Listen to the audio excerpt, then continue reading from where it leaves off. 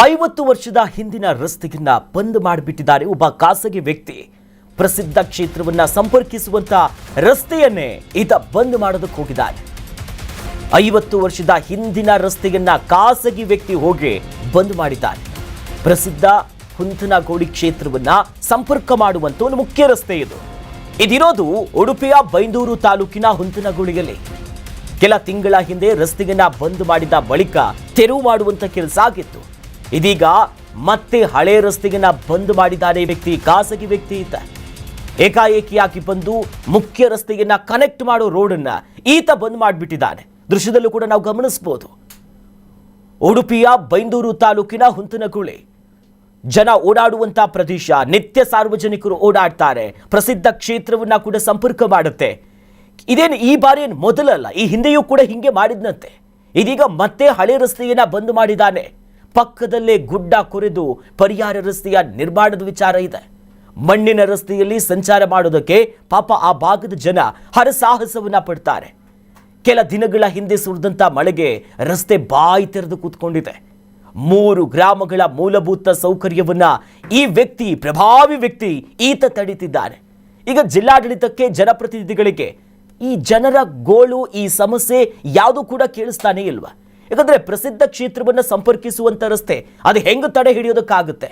ಸುತ್ತಮುತ್ತ 3 ಗ್ರಾಮದ ಸಾರ್ವಜನಿಕರಿಗೆ ಸಮಸ್ಯೆ ಆಗ್ತಿದೆ. ಹಿಂದೆ ಕೂಡ ಹಿಂಗೆ ಮಾಡಿದ್ನಂತೆ. ನಂತರ ಪೊಲೀಸರ ಸಮ್ಮುಖದಲ್ಲಿ ಅದನ್ನ ತೆರವು ಮಾಡೋ ಕೆಲಸ ಆಗಿತ್ತು, ಬಿಸಿ ಮುಟ್ಟಿತ್ತು. ಇದೀಗ ಮತ್ತೆ ಅದೇ ಚಾಳಿಯನ್ನ ಮುಂದುವರಿಸಿದ್ದಾರೆ. ಆಲೂರು ಗ್ರಾಮ ಹಾಗೂ ಹೇರೂರು, ಕಾಲ್ತೋಡು 3 ಗ್ರಾಮಗಳಿಗೆ ಸಂಪರ್ಕ ರಸ್ತೆಯನ್ನು ಬಂದು ಮಾಡಿ ಸುಮಾರು 4 ತಿಂಗಳುಗಳು ಕಳೆದರೂ ಕೂಡ ಈ ರಸ್ತೆಯ ತೆರವು ಕೂಡ ಆಗಲಿಲ್ಲ. ಗ್ರಾಮ ಪಂಚಾಯತ್ ಒಂದು ಸಲ ತೆರವುಗೊಳಿಸಿದರೂ ಕೂಡ ಖಾಸಗಿ ವ್ಯಕ್ತಿಯವರು ಆ ರಸ್ತೆಯನ್ನು ಬಂದ್ ಮಾಡಿ ಸಾರ್ವಜನಿಕರಿಗೆ ಓಡಾಡಲಿಕ್ಕೆ ಅನಾನುಕೂಲ ಮಾಡ್ತಿದ್ದಾರೆ.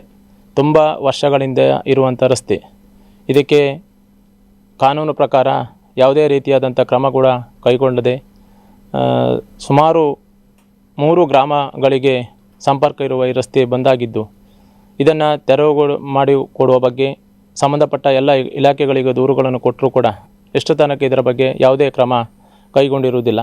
ಹಾಗಾಗಿ ಗ್ರಾಮಸ್ಥರ ಅಳಲು, ತುಂಬ ಜನರಿಗೆ ಇದರಿಂದ ತೊಂದರೆ ಆಗ್ತಿದೆ. ಪ್ರಸಿದ್ಧವಾದ ಹುಂತನಗೋಳಿ ದುರ್ಗಾಪರಮೇಶ್ವರಿ ದೇವಸ್ಥಾನ ಕೂಡ ಇದೆ. ಆದರೆ ಇದರ ಬಗ್ಗೆ ಸರ್ಕಾರ, ಜಿಲ್ಲಾಧಿಕಾರಿಗಳು, ತಹಸೀಲ್ದಾರರು, ಗ್ರಾಮ ಪಂಚಾಯಿತು, ಜನಪ್ರತಿನಿಧಿಗಳು ಇದರ ಬಗ್ಗೆ ಸೂಕ್ತವಾದ ನ್ಯಾಯ ಒದಗಿಸಿಕೊಡಬೇಕಾಗಿ ತಮ್ಮಲ್ಲಿ ಕಳಕಳಿಯ ಒಂದು ವಿನಂತಿಯನ್ನು ಮಾಡ್ತಿದ್ದೇನೆ. ನಾವು ಇಲ್ಲಿಯ ಸಾರ್ವಜನಿಕರು ತುಂಬ ದಿನದಿಂದ ಅನೇಕ ಪ್ರಯತ್ನಗಳನ್ನು ಮಾಡಿದರೂ ಕೂಡ ಖಾಸಗಿ ವ್ಯಕ್ತಿಯ ಪ್ರಭಾವದಿಂದ ತುಂಬ ಒಂದು 50 ವರ್ಷಗಳ ಹಿಂದಿನ ಈ ರಸ್ತೆ ಆಗಿರ್ತದೆ. ಕರ್ನಾಟಕ ನ್ಯೂಸ್ ಬೀಟ್ ಫಾಲೋ ಮಾಡಿ, ಸಬ್ಸ್ಕ್ರೈಬ್ ಮಾಡಿ.